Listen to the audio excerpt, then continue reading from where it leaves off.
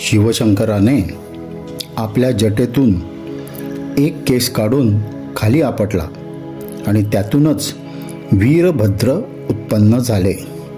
त्यांनी दक्ष राजाचा वध केला. त्यांना हे आसन समर्पित उभे राहून करावयाच्या श्रेणीत हे आसन मोडते. याला आपण वीरभद्रासन म्हणतो. आता हे कसे करावे?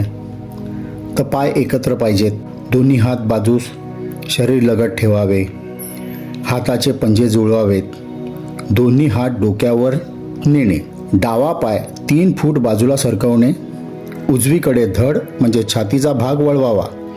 ह्याच वेळी उजव्या पायाचे पाऊल 90 अंश उजव्या दिशेने बाहेर वळवावे. आता डावा पाय किंचित उजव्या बाजूस वळवावा. उजव्या गुडघ्यात बैठक घेत उजव्या गुडघ्यापाशी साधारणतः काटकोनात उजव्या पायाची मांडी घ्यावी. आता डावा पाय मागे ताणावा व डावा गुडघा सरळ ठेवावा. तोंड, छाती, उजव्या गुडघ्याची दिशा उजवीकडे तोंड करून असावी.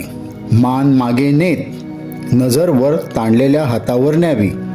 हीच ह्या आसनाची अंतिम स्थिती होय. सदर आसन पाय बदलून पुन्हा करावे. दोन्ही बाजू मिळून एक अशी पद्धत आहे. आता मित्रांनो, यात अडचणी तर येणारच.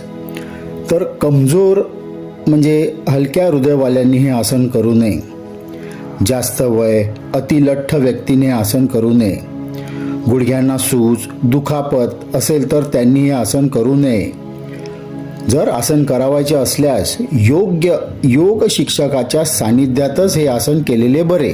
आसनाचे फायदे: छातीवर ताण पडल्यामुळे छाती फुलते, खांदे, पाठीचा भाग मोकळा होऊन कडकपणा जातो, पायाचे घोटे, गुडघे मजबूत होतात, पाठ, मानेसाठी उत्तम आसन आहे, शरीर सर्व बाजूने खेचले जाते, रक्ताभिसरणाची क्रिया चांगली होते.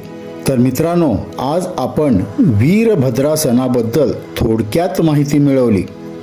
पुढच्या भागात एका नवीन आसनावर चर्चा करूया.